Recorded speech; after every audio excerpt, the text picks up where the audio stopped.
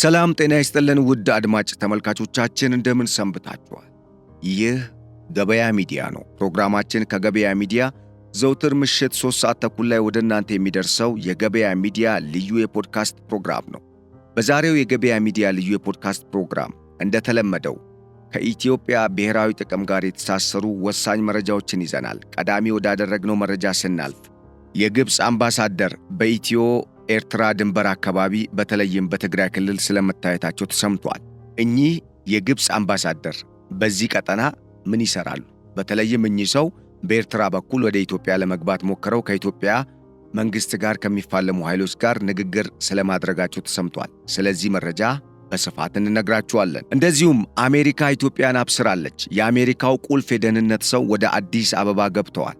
ይህ ሁኔታ በተለይ በምስራቅ አፍሪካ ባለው የኃይል አሰላለፍ ስርዓት ውስጥ ምን አይነት ለውጥ ሊያመጣ ይችላል? ሚስተር ሩዶልፍ የአሜሪካ የደህንነት ምክር ቤት የጸረ ኦፕሬሽን እና ዓለም አቀፍ የሽብር እንቅስቃሴ መከላከልና መቆጣጠር ምክትል ዳይሬክተር ናቸው። እኚህ ሰው አዲስ አበባ ገብተዋል። አገባባቸው ድብቅ ነው። ለመሆኑ የእኚህ ሰው ወደ አዲስ አበባ መምጣት ምንን ማዕከል ያደረገ ነው? በስፋት የምንነግራችሁ ይሆናል።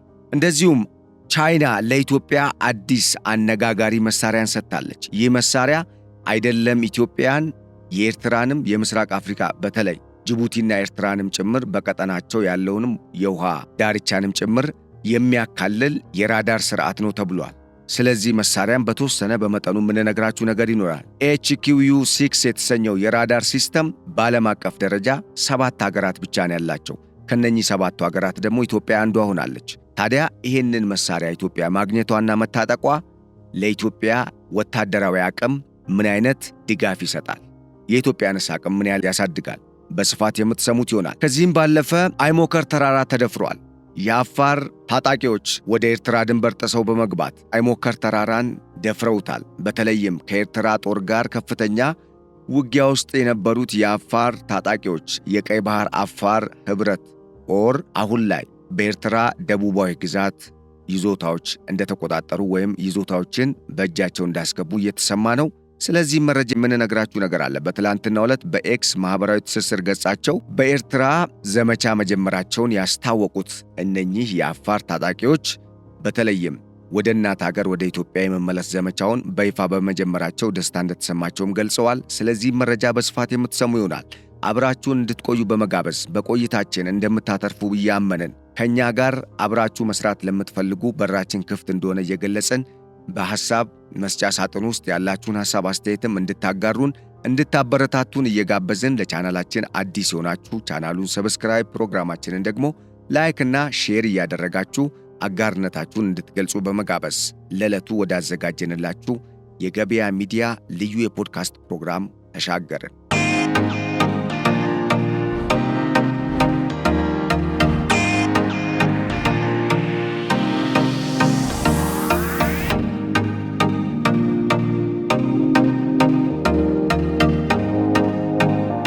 ቀዳሚ ያደረግነው የግብፅ አምባሳደር በኢትዮ ኤርትራ ድንበር አካባቢ ታዩ የሚለው ነው። በተለይም እንግዲህ ከሰሞኑ አነጋጋሪ ነገሮች በዚህ በምስራቅ አፍሪካ የጂኦፖለቲክስ ጉዳይ ዙሪያ ወይም ደግሞ በቀጠናው እየጦዘ ባለው የዚህ የጂኦፖለቲክስ የኃይል አሰላለፍ ስርዓት ውስጥ አዳዲስ ክስተቶች እየተከሰቱ እንደሆነ ይታወቃል። ከዚህም ባሻገር ኢትዮጵያ ውስጥ አዳዲስ ጦር መሳሪያ እንደዚሁም ደግሞ ወታደራዊ ዝግጅቶች በጣም ተጠናክረው እየቀጠሉ መሆናቸው ይታወቃል። ኢትዮጵያም ከመቼውም ጊዜ በላይ አሁን ላይ ሉዓላዊ ዳር ድንበሯን ለማስጠበቅ ታሪካዊ፣ ተፈጥሯዊና ሕጋዊ የሆነ ግዛቷን ለማስመለስና እንደዚሁም ደግሞ የሕዝቧንና የአገሪቱን አጠቃላይ ደህንነት ለማስጠበቅ መንግስት ከፍተኛ ደህንነት መስሪያ ቤቶች ላይ ትኩረት በማድረግ ወይም በደህንነት መስሪያ ቤቶች ላይ ከፍተኛ የሆነ ትኩረትን በመስጠት እና በማድረግ የማጠናከርና የማደራጀት ሥራ እየሰራው ነው ብሏል። በዚህም እንግዲህ ከሰሞኑ የምንሰማቸው የተለያዩ በጣም አነጋጋሪ ዘመናዊ የሆኑ ጀትን ጨምሮ ለምሳሌ ሱ-35 ማንሳት ይቻላል። የቻይናው የ5ኛ ትውልድ ጀቶችን ማየት ይቻላል። እንደዚሁም ፈረንሳይ መንግስት ወደ ኢትዮጵያ የገቡ ጀቶች፣ የጦር መርከብ እነኚህ የባህር ኃይሉ መጠናከር እንደዚሁም ደግሞ አሁን አሜሪካ አዲስ ለኢትዮጵያ ሰጣለው ያለችውም ጀት አነጋጋሪ ናቸው። በተለይ ከራሺያ በኩል ወደ ኢትዮጵያ የገቡ የእስራኤል የአየር መቃወሚያ ስርዓቶች፣ ረጅም ርቀት ተምዘግዛጊ ሚሳኤሎች ኢትዮጵያ ኦልሞስት ዓለም አለኝ የምትላቸውን ከባባድ መሳሪያዎች ምናልባት ያው ኒኩለር ገና ለማብላላት ሙከራ ላይ ነች። እሱም ለሰላማዊ ዓላማ ነው የሚውለው ተብሏል። ያው መጨረሻ ላይ ነገሩ የማይሆን ከሆነ ወደፊት እንግዲህ ሁኔታዎች ታይተው ሊቀየር የሚችልበት ሁኔታ ይኖራል ብለን ተስፋ እናደርጋለን። ለማንኛውም እነኚህ ክስተቶች ዝም ብለው የተከሰቱ አይደሉም። ባጭሩ እነኚህን ነገሮች አሁን መጀመሪያ ላይ መደርደር ያስፈለገኝ ለምንድን ነው? ታሪካዊ ሂደቱን ለመረዳትና አጠቃላይ ሁኔታው ወደ ምን እያመራ እንደሆነ ለማስገንዘብ ያክል ነው። ለማንኛውም እንደዚህ አይነት አቅም እየፈጠረች የመጣችው ኢትዮጵያ አይደለም ለኤርትራ በቀጠናው ላለችው አቅም አለኝ እኔ ብቻ ነኝ ወታደራዊ አቅም በዚህ ቀጠና ያለኝ ቀዳሚም ኃይልም ያለኝ እኔ ነኝ ለምትለውና ለምትደነፋው ግብጽ ከፍተኛ የሆነ የራስ ምታት ሆናለች ኢትዮጵያ። እንደሚታወቀው ግብጽ አጀንዳዋ ኢትዮጵያን ማፈራረስ ነው። ኢትዮጵያን ትንንሽዬ ሀገር ማድረግ ነው። ምንም ጥያቄ የለውም። መጀመሪያ ይሄን ለማድረግ ግን የማዕከላዊ መንግስትን መጣል አለባት። ስለዚህ ይህንን ነው የማዕከላዊ መንግስትን ለመጣል ለማዳከም መጀመሪያ ጦርነቱን በምን ጀመረች? በውስጥ ኃይሎች ጀመረች። ለማንኛውም ይሄ ነገር ሊሳካ አልቻለም። ኦልሬዲ በቃ ከሽፏል። የግብጽ አጀንዳ ከሽፏል። የሚመለምሉትም ሰው አሁን ተመልሶ ዞሮ እነሱን እየሰለላቸውም ስለሆነ ከዛ ይልቅ አገራትን መጠቀም አሁን ፎከስ አድርገው እየሰሩ ነው። አስገራሚው ነገር አሁን ሱዳንና ኤርትራ ዋና ወደ ኢትዮጵያ መመልከቻ መነጽሮች ሆነዋል። ለግብጽ በሁለቱም አገራት ድንበር አካባቢ የግብጽ የደህንነት ሰዎችና ወታደራዊ መኮንኖች የተለያዩ እንቅስቃሴዎችን የሚያደርጉ ቡድኖችን እየመሩ አሰሳም ያደርጋሉ። ምንድነው የሚያመጡት? ምንም እስካሁን ያየነው ነገር የለም። በእርግጥ ምንም አያመጡም ብሎ ዝም ብሎ እጅን አጣጥፎ መቀመጥ አይቻልም።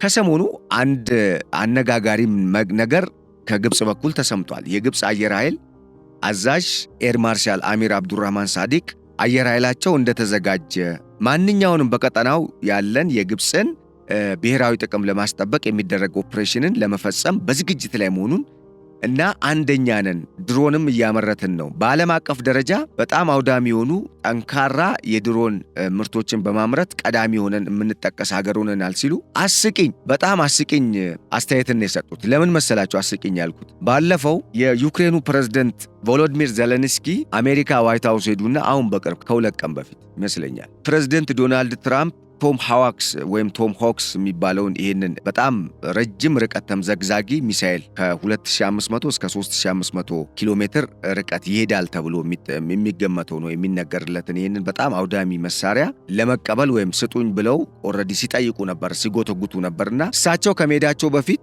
ፕሬዝዳንት ዶናልድ ትራምፕ ራሽያን ለማስፈራራት በሚል ጀስት ጣል የሚያደርጉት ነገር አለና ቶም ሆክስን በርካታ ሀገራት ይፈልጋሉ። ዜሌንስኪም እየለመነን ነው። ያው እንግዲህ ነገሩ የማይሆን ከሆነ ሰላሙ የማይመጣ ከሆነ ያው መስጠታችን አይቀርም ሲሉ ራሽያን አስደንግጠው ነበረ። ራሽያ ማስጠንቀቂያን የሰጠችው ወዲያው በደቂቃዎች ልዩነት። እናም እኚህ ፕሬዝዳንት የዩክሬኑ ፕሬዝዳንት ማለት ነው አሜሪካ ሄዱና ከትራምፕ ጋር እየተወያዩ እያለ በነጩ ቤተ መንግስት ከጋዜጠኞች አስገራሚ ጥያቄ የቀረበላቸው ጥያቄ ምንድነው የሚለው? አሜሪካ ይሄን መሳሪያ ትሰጣችኋለች፣ እናንተ ግን በምትኩ ለአሜሪካ ምን ትሰጣላችሁ ተባሉ። በጣም የሚገራርም ዓለም ላይ አንደኛ የሆነ የድሮን ምርት አለንና ድሮን እንሰጣለን ለአሜሪካ ሲሉ ዶናልድ ትራምፕም እዛ የውይይት ጠረጴዛ ላይ የተቀመጡ ካቢኔዎቻቸው በጠቅላላ ነው በጣም አስገራሚ ከት ብሎ የሳቁት። ምንድነው አሁን የግብጽም ንግግር ይሄንን ስላስታወሰኝ ነው። አሁን ግብጽ ኢትዮጵያ ከ2 ወርና 3 ወር በፊት ቀድማ ምን አስተዋውቃ ነበረ? በቀጠናው የሌለ የትኛውም ሀገር ግብጽን ጨምሮ ማለት ነው ማምረት ያልጀመሩትን ሲጀመር አላሰቡትም።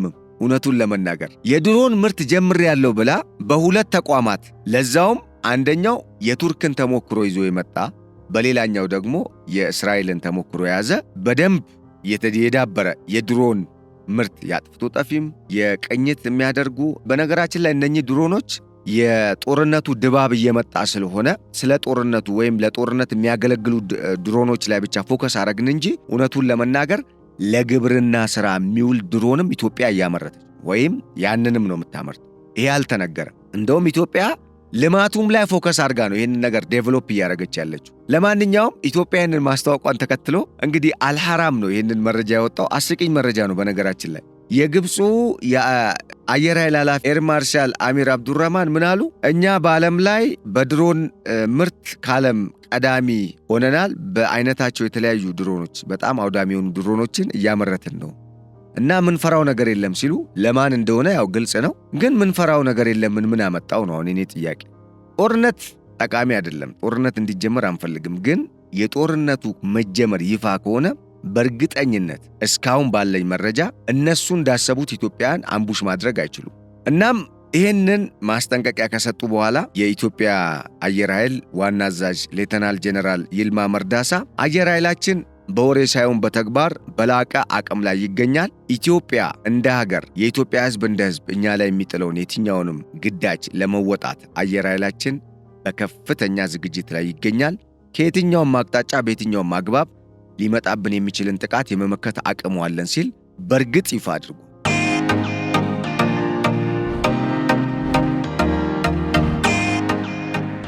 እንግዲህ በዚህ የተደናገጡት ግብጾች ምንድነው አሁን እያደረጉ ያሉት?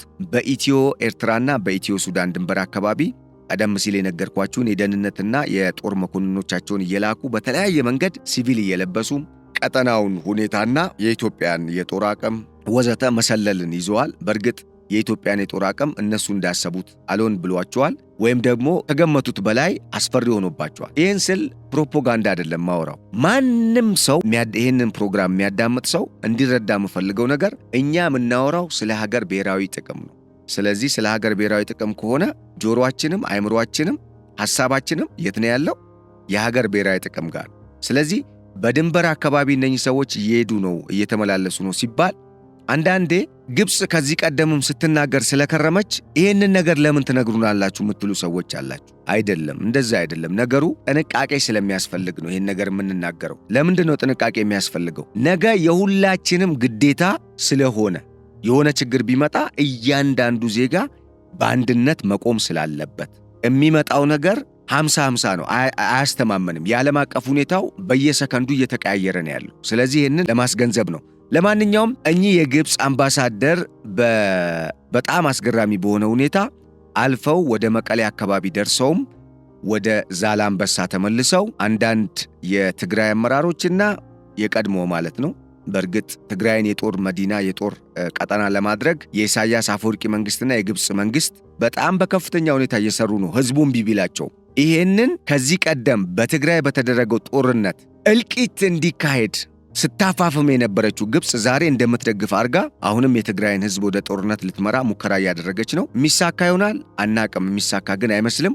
ለማንኛውም እኚህ ግብፅ በድብቅ መንገድ ሱዳን ከዛ በኤርትራ በቀጥታ አድርገው ወደ ኢትዮ ኤርትራ ድንበር አካባቢ የገቡት የግብፅ አምባሳደር ከሻቢያ ሰዎች ጋር ሲመካከሩ ታይተዋል። እንደውም ምንድነው የተባለው? አሰብ እያሰባሰበን ነው፣ እያከራከረንም ስለሆነ ኃይል ያስፈልገናል ሲሉ የኤርትራ ባለስልጣናት በተለይ የጦር መኮንኖችና የኢሳያስ በጣም የቅርብ የሚባሉ የኢሳያስ ታማኞች ጦር ያስፈልገናል፣ ኢትዮጵያ እየታጠቀች ያለችው በጣም አስገራሚ ጦር ነው፣ ይሄ ደግሞ ከባድ ሁኔታ ሊፈጠር ስለሚችል ያስፈልገናል ሲሉ አንዳንድ መረጃዎችን ለመሰብሰብ በሚል ወደዚህ አካባቢ ለመጡ ለእኚህ ሰው በነገራችን ላይ ማህበራዊ ሚዲያም ላይ ይሄ ነገር በጣም እየዞረ ነው ያለው ምስሉ። ከዛ ውጪ ከትግራይ በኩልም አንዳንድ ሰዎች የታዩበት ሁኔታ ነው ያለው። ለማንኛውም ዋናው ቁም ነገር እኚህ ሰው ለምን ወደዚህ መጡ ነው። እኚህ ሰው ወደዚህ የመጡበት ምክንያት በኢትዮጵያና በኤርትራ መካከል የባህር በርና የአሰብ ወደብን ይገባኛል የሚለውን የኢትዮጵያን ሰላማዊ ጥያቄ ባልተገባ መንገድ በመተርጎም ወደ ጦርነት ለመግባት ዝግጅት እንዳለ የሚያመላክት ነው። ባይኖ ሚንስ አንድ የሀገር አምባሳደር በሚባል ደረጃ ማዕረግ ያለው ሰው የሆኑ ሁለት ሀገር ድንበር ላይ ሄዶ ዝም ብሎ የሆነ ውይይት አያደርግም። እዚህ ላይ በጣም ኮንሽስ መሆን አለብን። ስለዚህ የኢትዮጵያ መንግስት ያው መረጃው እንደሚኖረው ተስፋ አደርጋለሁ። እንደዚህ አይነት እንቅስቃሴዎች እየተደረጉ ነው። ይሄ ማለት ምን ነገር እየተከናወነ ነው? ምንስ ነገር ደግሞ ብናረግላቸው እነሱ በጦሩ በኩል እኛን ሊደግፉ ይችላሉ የሚለውን ነገር ለማጣራት ነው። ሌላ ነገር የለው። ይሄ ደግሞ ቀላል ነገር ተደርጎ አይወሰድም። ለምን የእኛን አቅም ለመገዳደርና ለመፈተሽ የሚደረግ ማንኛውም ጥረት በሌላ በኩል እነሱ በእኛ ላይ ለማስፈጸም ያላቸውን ፍላጎትና በተለይ አጀንዳቸውን በእኛ ላይ ለመጫን እኛን ለመከፋፈል፣ እኛን ለመውጋትና የሚፈልጉትን ነገር ለማግኘት የተዘዋዋሪ ጦርነት ለማድረግ ዝግጅት እያደረጉ እንደሆነ የሚያስረዳ ነው። ስለዚህ እኚህ አምባሳደር በዚህ አካባቢ መገኘታቸው በተለይ የኤር ማርሻል አሚር አብዱራህማን ሳዲቅ የግብፁ ማለት ነው አየር ኃይል አዛዥ የሆነ አነጋጋሪ አስቂኝ ግን ደግሞ ማስጠንቀቂያ ያዘል ንግግር ከተናገሩ በኋላ እንግዲህ በሰዓታት ልዩነት ነው እንግዲህ እኚህ ሰው በዚህ አካባቢ ታዩ የተባለው የምስል መረጃዎች እየተመላለሱ ነው። ለማንኛውም እኚህ ሰው በዚህ አካባቢ መገኘታቸው አሁንም ግብፅ ኤርትራን ከሚመራው ከሻቢያ መንግስትና ከሱዳን አልቡርሃን ጦር ጋር ሆና ኢትዮጵያን ለመውጋት በአንድ በኩል ዝግጅት እያደረገች ስለመሆኑ ይሄ ማለት በቀጥታ ሳይሆን በእነኛ ሀገራት የተዘዋዋሪ ጦርነት በቀጥታ ልትገጥም የምትችልበት ይህን ስል ኤርትራ የምትዘጋጅበት ጦርነት የኤርትራ ጦርነት አይደለም ማለት ነው። ኢንሾርት ሉዓላዊነቴ ምን የምትለው ይሄ ግዛት በአሻጥር የሄደ እንደሆነ ይታወቃል።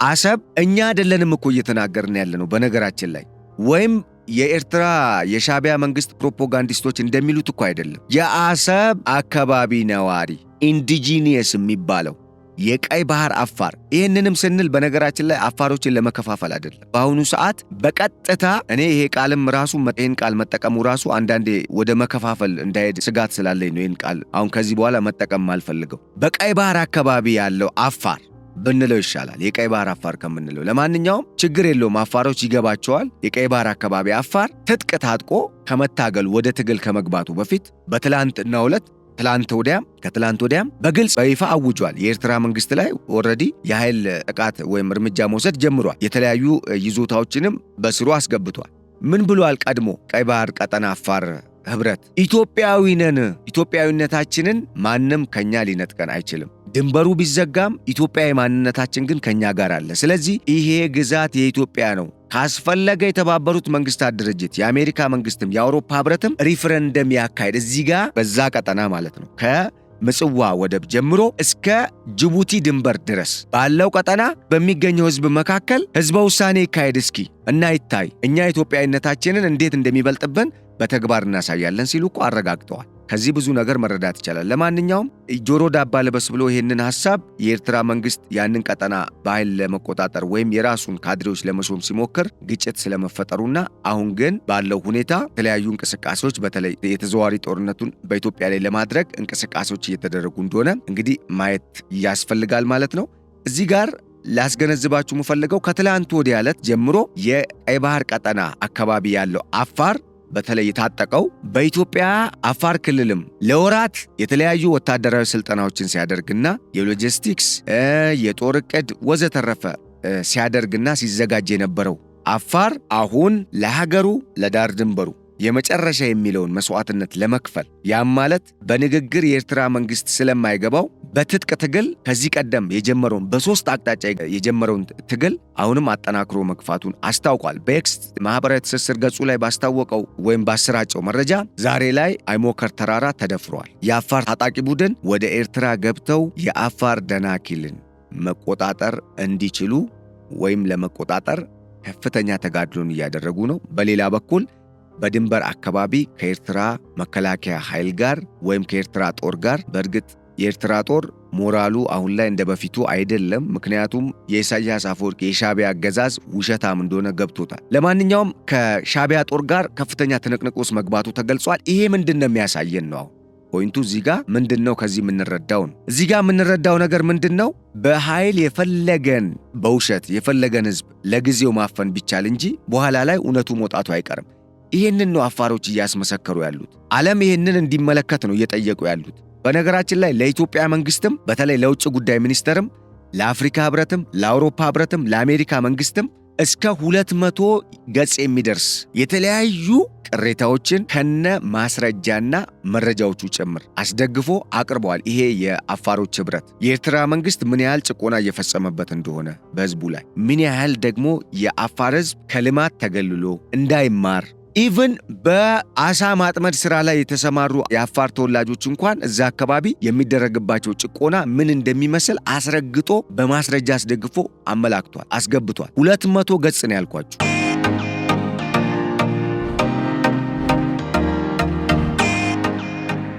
ከዚህ በተጨማሪ የኢትዮጵያ መንግስት በዓለም አቀፍ ደረጃ የዓለም አቀፉ ማህበረሰብ ህዝቤን ስሙት ብለ ጥሪያችንን አድርስልን አስተጋባልን ሲሉ ለኢትዮጵያ መንግስትም ጥሪ አቅርበዋል። አሁን በቀጥታ ለዚህ ጥያቄ ለልማት ለማህበራዊ ፍትህ ያላቸውን ቁርጠኝነትና ፍላጎት አላከብርም ስላላቸው የኤርትራ መንግስት ወደ ትጥቅ ትግል ገብተዋል። መብታችንን እያከበረ አይደለም በሚል። ስለዚህ አፋር በተለይ ይሄ የአፋር ትራያንግል የአፋር ግዛት ከምጽዋ ጀምሮ እስከ ጅቡቲ ድንበር ድረስ ያለው ግዛት ወደ እናት አገሩ ወደ ነበረበት ወደ ታሪካዊ ህጋዊ ተፈጥሯዊ ማንነቱና አገሩ እንዲመለስ የሚያስችል ሁሉን አቀፍ እንቅስቃሴ ጀምረዋል። የትጥቅ ትግሉ ከትላንት ወዲያ ኦልሬዲ በይፋ ተጀምሯል። አሁን ተራራዎችን በሚገርም ሁኔታ ተጋድሎ አድርገው እየተቆጣጠሩ ነው። የሻዕቢያ መንግስት ከባድ መሳሪያ ጭምር እየተጠቀመ ነው። እነሱ በሚችሉት አቅም የታጠቁትን መሳሪያ ጥቅም ላይ ለማዋል ሙከራ እያደረጉ ነው። ተጋድሎ ተጧጡፎ ቀጥሏል። በዚህ በቀጣይ እንግዲህ ድሎች እንሰማለን። መረጃውን በደንብ በስፋት እናደርሳችኋለን። ያ ማለት ዝም ብሎ በጀብድ ለመሙላት አይደለም ማለቴ ነው። እና ምንድነው እዚህ ጋር የገለጽኩ ያለሁት የትጥቅ ትግሉ ተጠናክሮ ቀጥሏል። ይሄ ማለት ምን ያሳየናል?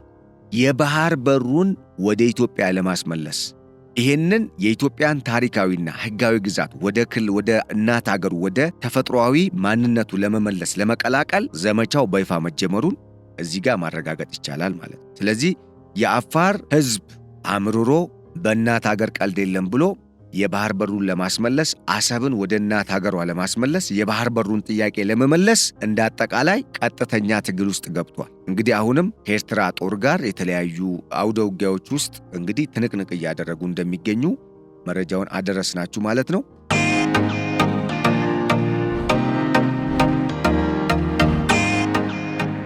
ወደ ሌላኛው መረጃ ስንሄድ አነጋጋሪ መረጃ ነው። እንግዲህ የአሜሪካ ደህንነት ምክር ቤት ከፍተኛ ሹም የሆኑት ሚስተር ሩዶልፍ ያታል አዲስ አበባ ገብተዋል። ግብጾች ከኢትዮጵያ ጋር ያላቸውን ትንቅንቅ በጣም ዓለም እንዲመለከተው ዓለም ደግሞ በሌላ ገጽታ በእውነታው ሳይሆን በእውነተኛ ገጽታው ወይም በእውነተኛው ፌሱ ሳይሆን በተቃራኒው ፌስ ግብጾች ፕሮፓጋንዳ አግባብ በነሱ ኢትዮጵያን በሚጠሉበት እይታ አግባብ እንዲመለከት የተለያዩ የፕሮፓጋንዳ ስራዎችን እየሰራች ባለችበት በዚህ ወቅት ኢትዮጵያ ከፍተኛ የዲፕሎማሲ ስኬት በማስመዝገቧ አሜሪካ ወደ ኢትዮጵያ ፊቷን መልሳለች።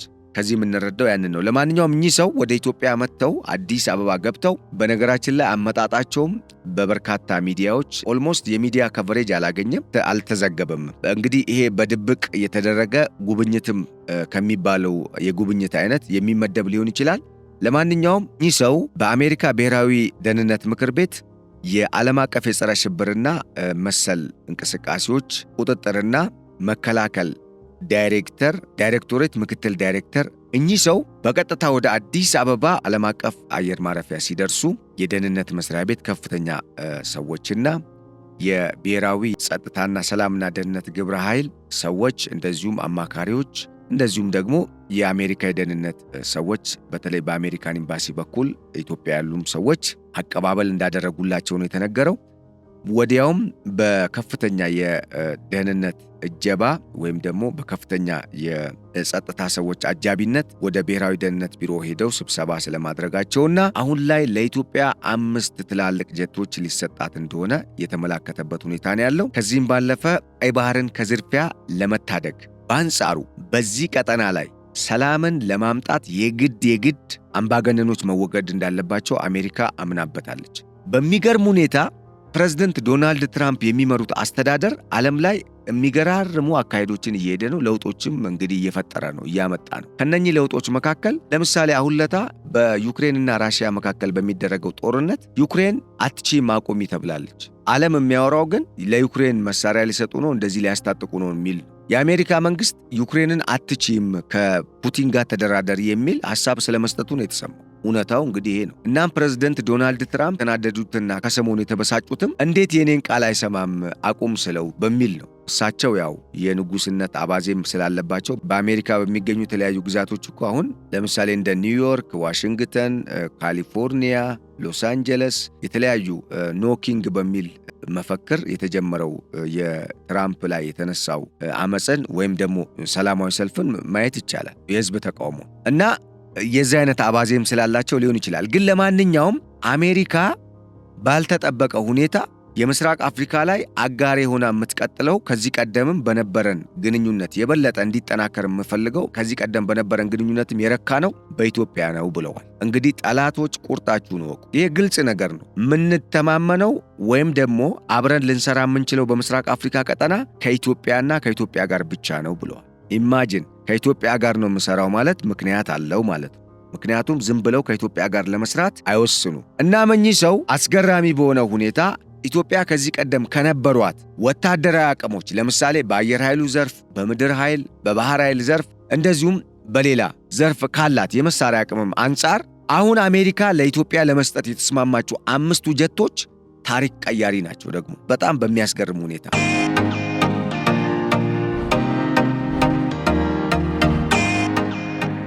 እናም አሜሪካ በእኚህ ሰው አማካኝነት 5 የረቀቁ ራክቸር ጀቶች ለኢትዮጵያ እሰጣለሁ ማለቷ ተሰምቷል።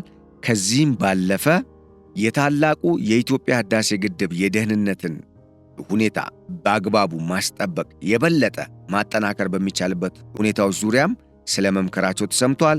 በኢትዮጵያ አዲስ ስለሚገነባው የቢሾፍቱ ወይም ሊገነባ እንግዲህ እንቅስቃሴ የተደረገበት ባለው ወይም የግንባታ ስራው በተጀመረው የቢሾፍቱ ዘመናዊ ኤርፖርት ዘመናዊ የደህንነት ስርዓትን ለመዘርጋትም አሜሪካ ስለመስማማቷ ተሰምቷል። ይሄ በጣም የሚያስደስት ነገር ነው ለኢትዮጵያ። እንደ ኢትዮጵያዊ እኔ በዚህ ደስ ይለኛል። ለምን ከተባለ ብቻችንን ሆነን በዚህ ራቁት በሚያስቀር በሰይጣኖች በተሞላ ዓለም ውስጥ የራሳችንን ሀብት በተጠቀምን ከራሳችን ጉያ ከሚፈልቀው ውሃ ለምን ተጠቀማችሁ ብሎ ሊወጋን የሚዘጋጅ ሀገር ባለበት ዓለም ውስጥ ወዳጅ ሀገር ለራሱ ጥቅምም ሊሆን ይችላል። ኦፍኮርስ ይሄ ደግሞ ኦቪየስ ነው። ግን በምንም ምክንያት ብቻ እኛን የሚረዳና አንድነታችንን የሚያጠናክር እንደ ሀገር የኢትዮጵያን ሕልውና ለማስጠበቅ የሚረዳ ድጋፍን ሲያደርግ ተመስገን ነው የምንለው። እሰየው ቴንኪው ነው ማለት ያለብን። ስለዚህ እኔ በዚህ ዙሪያ አሜሪካ አሁን ወደ ኢትዮጵያ ፊቷን መመለሷ በጣም ትልቅ ዲፕሎማሲያዊ ስኬት እንደሆነ ዓለም እየዘገበው ነው። በተለይ የጂኦፖለቲክስ ባለሙያዎች እየዘገቡት ነው።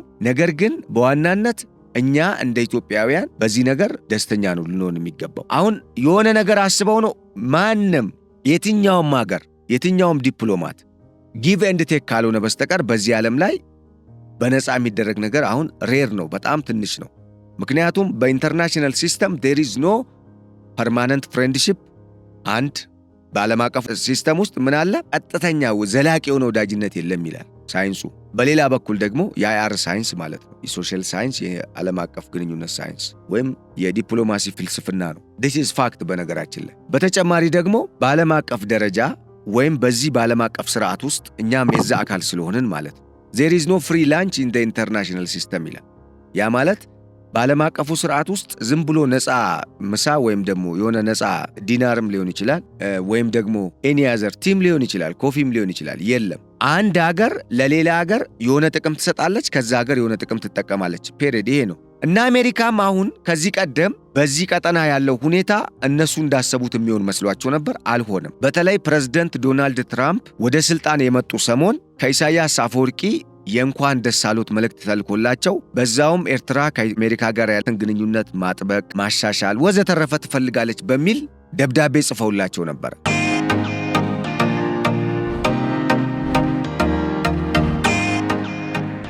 ፕሬዝዳንቱም ከ7 አንዳንዶች ከ8 ይሉታል ኤንዌስ ከ7 ወር በኋላ ባሉት ጊዜያት ለፕሬዝዳንት ኢሳያስ አፈወርቂ ፖስታ እንደተላከላቸው ማንም አይደለም ባይዘው ያንንም ዘገባ ወይም ያንንም መረጃ ያሰራጨው የኤርትራው የማስታወቂያ ሚኒስተር ነው። ይሄ ሰው የኢሳያስ አፈወርቂ አፈቀላጤ ማለት ነው፣ ሌላ የእሳቸው አንደበት ማለት ነው። በማህበራዊ ትስስር ኤክስ ገጹ ላይ ነው የለጠፈው አቶ የማነ ገብረ መስቀል አሜሪካ እንደዚህ ልካልናለች ሲል። ወዲያው ግን የብርጌድ ንሓመዱ ቡድን የኤርትራ የሻዕቢያ መንግስት ዋና ተቃዋሚ በዲያስፖራው ከፍተኛ ተቀባይነት ያለው ቡድን ምን አለ?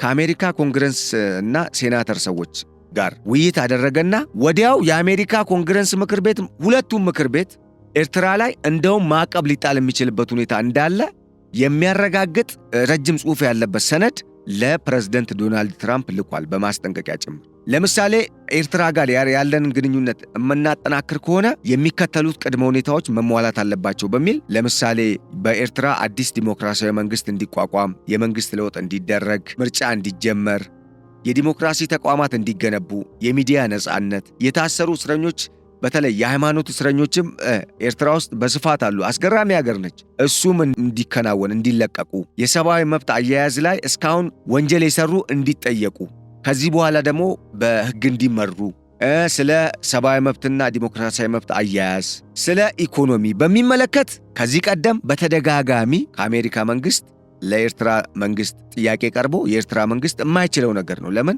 ባህሪውን እንዴት ይቀይራል? ተፈጥሯዊ ባህሪው ኦልሬዲ ተፈጥሯዊ አድርጎታል። የመንግስት ለውጥ ማድረግ አይችልም የሻዕቢያ መንግስት፣ የኢሳያስ አፈወርቂ መንግስት። ስለዚህ ያንን ጥያቄ መልክ የቀረበን ነገር ምላሽ መስጠት ባለመቻሉ ከኤርትራ በኩል የተሰጠው ምላሽ አጥጋቢ ባለመሆኑ የአሜሪካ መንግስት ወደ ኢትዮጵያ ፊቱን ማዞሩን አመላክቷል። በእኚህ ሰው አማካኝነትም በሚስተር ሩዶልፍ አማካኝነትም የፕሬዝደንት ዶናልድ ትራምፕ አስተዳደር ከኢትዮጵያ ጋር በጥምረትና በቅርበት ለመስራት በትብብር ለመስራት ዝግጁና ደስተኛ መሆኑን አስታውቋል ሲሉ ነግረዋል። ይሄ ምንድን ነው የሚያሳየው? ኤርትራ ጨዋታውን ተበልታለች። ግብፅ መጨረሻ አሁን ወደ ጦርነት እንዲገቡ እየገፋፋች ያለችው ሁሉም አማራጭ አልቋል። ካርዱ ከእጇ ወጥቷል፣ ተነቅጣለች። ስለዚህ ያላት አማራጭ ምንድን ነው? ጦርነትን በእጃዙር ማድረግ ነበረ። እሱንም ኢትዮጵያ እነሱ እንደሚፈልጉት እየተገፋፋችላቸው አይደለም። ጦርነቱን ግብፅ ነች የምትፈልገው፣ የኤርትራ ህዝብ አይፈልገውም። የትግራይ ህዝብ መሮታል። ሲጀመር የትግራይ ህዝብ ላይ አሁን እንደዚህ ደህንነት እየላኩ ቢዚ ለማድረግ የሚሞክሩት ነገር ከዚህ ቀደም በቀጠናው የፈሰሰው የዜጎች ደም አልበቃ ብሎ አሁንም ሌላ ደም ለማፍሰስ እንደሆነ ህዝቡ ገብቶታል። ስለገባውን ለመበጥበጥ የሚሞክሩት። ለማንኛውም እዚህ ላይ መረዳት ያለብን ነገር በዚህ ደረጃ ባለፈው የአሜሪካ የፕሬዝደንት ዶናልድ ትራምፕ አስተዳደር የምስራቅ አፍሪካና የመካከለኛው ምስራቅ እንደዚሁም የቀይ ባህር ቀጠና አገራት አማካሪና ዋና ቀኝ እጅ የሚባሉ ሰው ናቸው። ዶክተር አምባሳደር ማሳድ ቡሎስ ኢትዮጵያ መጥተው ኢትዮጵያን አናግረው የተመለሱት። በአሜሪካ ደግሞ በ80ኛው የተባበሩት መንግስታት የመሪዎች ጉባኤ ላይ የኤርትራውን ፕሬዝደንት በመወከል እዛ የተገኙትና ንግግር ያደረጉት የኤርትራው የውጭ ጉዳይ ሚኒስትር ኡስማን ሳሌን በማግኘት ምክክር አድርገው ነበር። ሳይድ ቶክ ይባላል። የጎንዮሽ ውይይት አድርገው ነበር። እናም ከኢትዮጵያ ጋር መወያየት እንችላለን፣ ሬዲ ነን፣ ችግር የለብንም ሲሉ አምባሳደር እንደዚሁም የውጭ ጉዳይ ሚኒስትሩ ኡስማን ሳሌ ለእኚህ ሰው የገቡላቸውን የሰጧቸውን ቃል ወይም ደግሞ የመለሱላቸውን ምላሽ መሰረት በማድረግ አሁን በስር ላይ ነው የሚገኙት ኡስማን ሳሌ በኤርትራ የኤርትራ መንግስት አስሯቸው ማለት ነው። ይሄ የሚያሳየው ምንድን ነው? በቀጠናው ላይ አዲስ የኃይል አስተላለፍ ስርዓት እኮ እንዳለ እኮ ያሳያል። ከዚህ በላይ ደግሞ ኢሳያስ አፈወርቂ እኚህን ሰውዬ ሲያስሯቸው እና ሌሎች 2 ጄኔራሎችን ወዳልታወቀ ቦታ ወስደው እንግዲህ አጥፍተዋቸዋል ነው የሚባለው። እስካሁን ምንም ስለነኚህ ጄኔራሎች ይወጣ ነገር የለም። የነሱ ቤተሰቦች ደግሞ ለግዳጅ የጉልበት ሥራ የተለያዩ ቀጠናዎች እንዲሄዱ ወታደራዊ ካምፖች ሄደው እንዲሰሩ፣ ሴት ልጆቻቸው እንደዛው የተለያዩ አገልግሎትን እንዲሰጡ፣ ወንዶቹ ደግሞ ወደ ጦር ማሰልጠኛ ካምፕ እንዲገቡ ስለመደረጉ ነው። ሌሎቹ ወደ ጉልበት ሥራ እንዲሰማሩ እንደተደረገ ነው። እንግዲህ ይህም መቀጣጫ ተብሎ ማለት ነው በኤርትራ መንግስት ወይም በኢሳያስ አፈወርቂ ትእዛዝ እየተፈጸመ ያለው።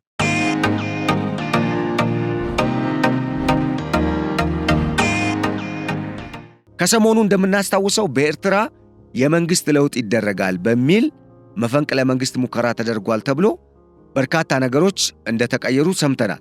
አሁንም ወጣቱ በጣም የተፋፋመ የጃንዚ ወይም የኢንተርኔት ጄኔሬሽን በሚል እንግዲህ በዓለም አቀፍ ደረጃ የተጀመረውን የወጣቶች እንቅስቃሴ ተቀላቅሏል።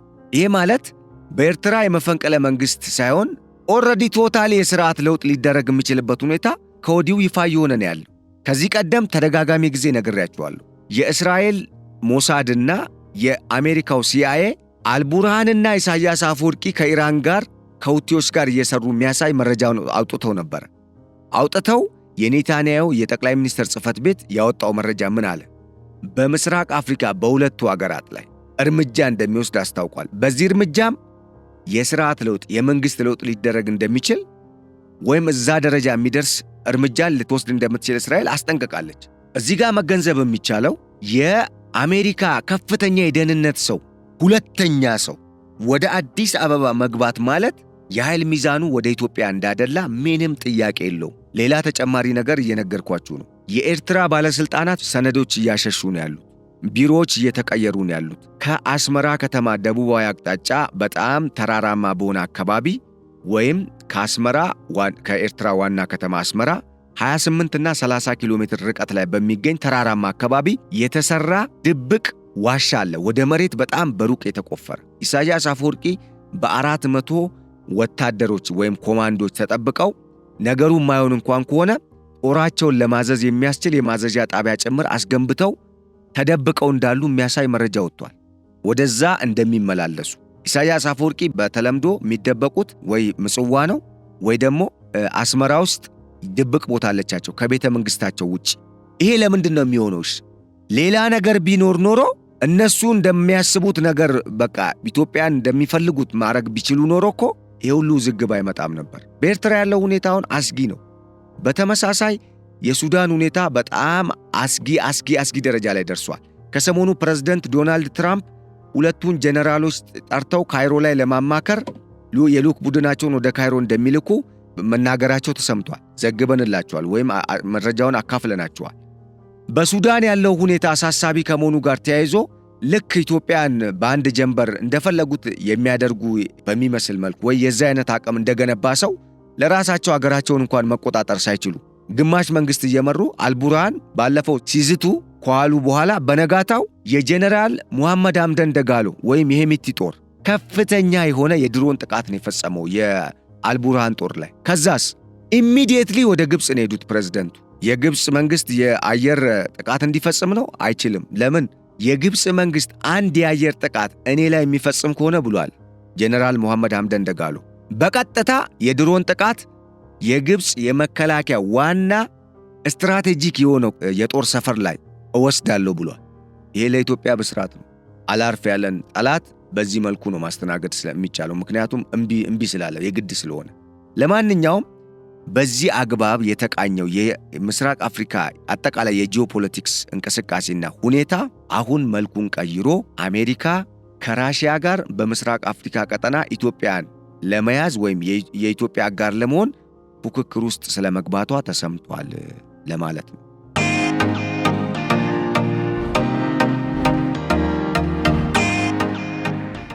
መልካም፣ ወደ መጨረሻው መረጃ ሳልፍ የተወሰኑ ነገር እንበላችሁ።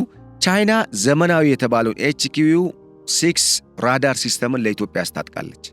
ይሄ መነጋገሪያ ሆኗል። በተለይ በኤርትራና በግብፅ በሱዳን ባለስልጣናት ዘንድ ከፍተኛ ስጋትን የፈጠረ ጉዳይ ሆኗል። አስገራሚው ነገር ደግሞ የዚህ መሳሪያ ወይም የዚህ ራዳር ሲስተምና መከላከያ የአየር መቃወሚያ ሲስተም አይደለም የኢትዮጵያን ቀጠና ወይም የኢትዮጵያን ግዛቶች እስከ ቀይ ባህር ጅቡቲና ኤርትራን አልፎ እስካለው የቀይ ባህር ግዛት ሊደርስ ይችላል የሚል ግምት እንግዲህ ቀርቧል ወይም ትንተና ተሰጥቶበታል። ከዚህም ባለፈ ይህንን መሳሪያ የታጠቁት 7 ሀገራት ብቻ ናቸው እንደ ዓለም። ከነኚህ 7ቱ ሀገር ኢትዮጵያ አንዷ ሆናለች። ይሄ ቀልድ አይደለም። ቻይና እንግዲህ ባለፈው ጊዜ ጀምሮ በተለይ ከ2 ወር በፊት በዋና ከተማዋ በጣም ዓለም የተገረመበትን በጣም የተደነቀበትን ወታደራዊ ትርኢት አድርጋለች። ለዓለም ወታደራዊ አቅሟ ምን አይነት እንደሆነ ዓለም አይቶት የማያውቀውን የወታደራዊ መሳሪያ ወይም የጦር መሳሪያን ጭምር እያሳየች ሙከራም እያደረገች አነጋጋሪ ሆናለች። ቻይና ዓለምን አነጋግራለች፣ እሷም አነጋጋሪ ሆናለች በዓለም ዙሪያ። ከነኛ ካሳየቻቸው መሳሪያዎች ዘመናዊ የተባለውን ሌተስት የተባለውን የአየር መቃወሚያ ስርዓትና የራዳር ሲስተም ለኢትዮጵያ ሰጥታለች። ይሄ ደግሞ የትኛውም ያለ ኢትዮጵያ መንግስት ፍቃድ የኢትዮጵያን ድንበር ጥሶ የሚገባ ድሮንም ሄሊኮፕተርም ጀትም አውሮፕላንንም መጥቶ መጣል የሚችል አቅም ያለው። እንግዲህ ይሄ ሁኔታ ነገሩን የበለጠ አነጋጋሪ እንዳደረገውና በዚህም ቻይናም ልክ እንደ ራሽያ ከኢትዮጵያ ጋር ያላትን አጋርነትና ጥምረት እያጠናከረች ስለመምጣቷ ያሳየ ነው ተብሏል። ውድ አድማጭ ተመልካቾቻችን ለዕለቱ ያዘጋጀንላችሁ የገበያ ሚዲያ ልዩ የፖድካስት ፕሮግራማችን እስካሁን የሰማችሁትን ይመስል ነበር። በዛሬው የወሳኝ መረጃ ማድረስ ዕቅድ ይዘን ባካፈልናችሁ የመረጃ ፕሮግራማችን በርካታ ቁም ነገሮችን እንደገበያችሁ ተስፋ እናደርጋለን። ከዚህ ከገበያችሁት መረጃ የኢትዮጵያን ጥቅም ማስጠበቅ ማለት ምን ማለትም እንደሆነ ብዙ ነገሮች እንደወሰዳችሁ ወይም እንደተገነዘባችሁ ተስፋ በማድረግ በቀጣይ በሌላ ከኢትዮጵያ ብሔራዊ ጥቅም ጋር በተሳሰረ ወሳኝ መረጃ ወደ እናንተ እስክንመለስ ለአሁኑ በዚሁ ተሰናበትናችሁ። ቸር ሰንብቱልን። ሰላም።